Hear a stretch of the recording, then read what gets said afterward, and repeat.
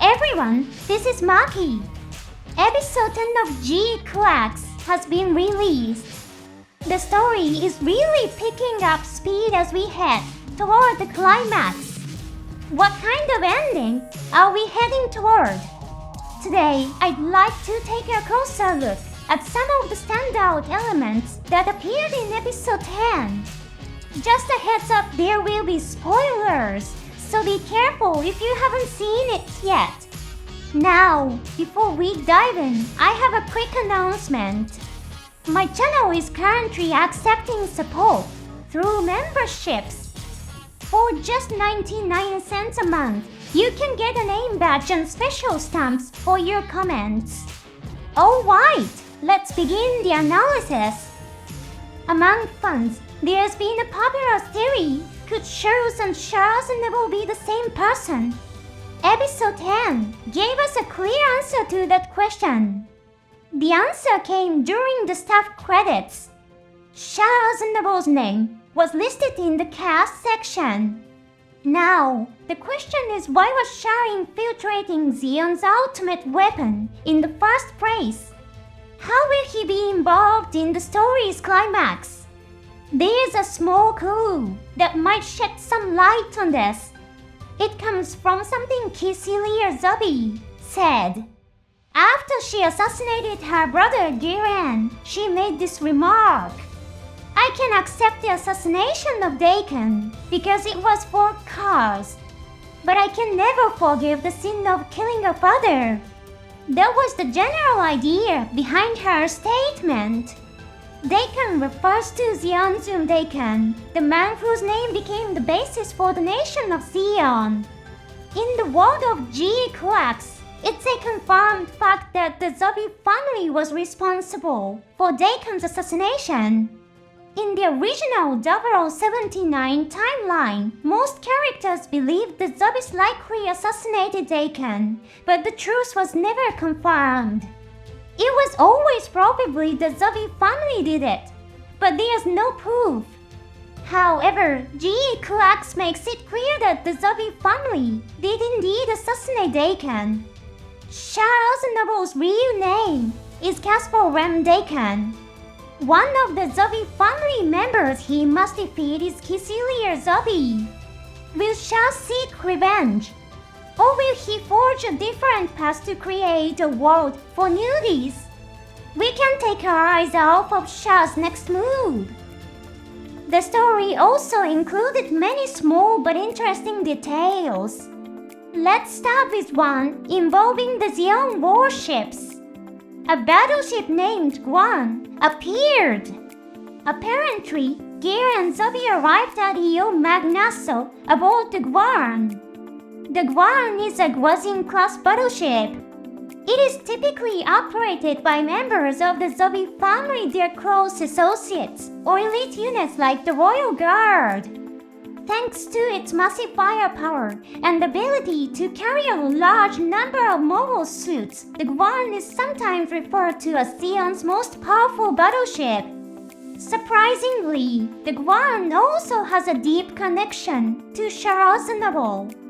In fact, the warship that appears in the final scene of the third original 0079 movie is also called the Guan. The name Guan is written in the storyboards drafted by Yoshiyuki Tomino. Now, let's talk about Chapman. Chapman is the Gundam fighter representing New England and a powerhouse who once won 3 consecutive Gundam fight tournaments. In the second half of the story, he becomes a subordinate of Dar Gundam and attacks in the Grand Gundam. Oops, that's a mix-up on my part. It looks like I read out Chapman's profile from G Gundam by mistake. The Chapman, who appears in episode 10 of GQuuuuuuX, is actually a Zeon military general. His full name is Chapman GM. He doesn't appear in the original TV series or movie versions. He's a character who only appears in the novel written by Mr. Tomino. He was in charge of overseeing the operation of the solar array a very important position. This means that not only did Kisilia manage to assassinate Giran, she also succeeded in eliminating a high-ranking commander of a rival faction. Episode 10 turned out extremely favorably for Kisilia. At this rate, will she really be the one to claim victory? Now, there's something intriguing about one of Kisilia's lines. Let's focus on the scene where she and Niran are relaxing together. They are having a quiet conversation about damask rose perfume. Kisilia says this scent will soon disappear from the world. She doesn't say it will be difficult to obtain. She says it will vanish from the world. It's not the kind of phrase you'd use if the perfume was simply becoming unavailable due to the war with the Earth Federation. It sounds more like it will become impossible to obtain altogether. So, what exactly is Kisilia planning? In Char's counterattack, Charles Neville tries to wipe out all of humanity living on Earth by crushing an asteroid into the planet. Humanity had seriously damaged Earth's environment through repeated wars. It wasn't just Earth that was in danger. Human survival itself was on the brink. Char attempted to trigger a nuclear winter by dropping a meteorite. The term nuclear winter also appears in episode 10 of GQuuuuuuX. Char's goal was to render Earth uninhabitable for humans at least temporarily and allow the planet to recover over the span of 1,000 years. This plan would cause immense damage in the short term, but Char believed that it was a better alternative than letting humanity continue to wage endless war. So, what does it mean for the flowers of Earth to disappear? What kind of situation are we looking at here? It's also important to note that both Machu and Nyaan were given guns by key characters.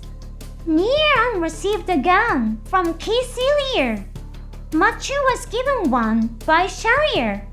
In the preview footage, Machu and Nyaan are seen fighting each other. After their mobile suit battle, will they continue to fight with guns? There was a similar scene with Amore and Charles Neville. After their mobile suit battle, they fought with swords and guns. Did anyone else feel that something was off in the scene where Machu spots the Zfrido that Nyaan is piloting? Machu asks who's inside that thing. But wait, and both Machu and Nyaan new types. Shouldn't they be able to sense each other's presence? Why couldn't Machu sense that it was Nyaan? The mysterious light emanating from GQuuuuuuX's limbs is also intriguing. Its pose with its palms thrust forward just like the shining Gundam is striking too. At the end of the preview, a character who looks like Shuji appears. He is enveloped in a glowing blue light similar to the one GQuuuuuuX emits in the opening sequence.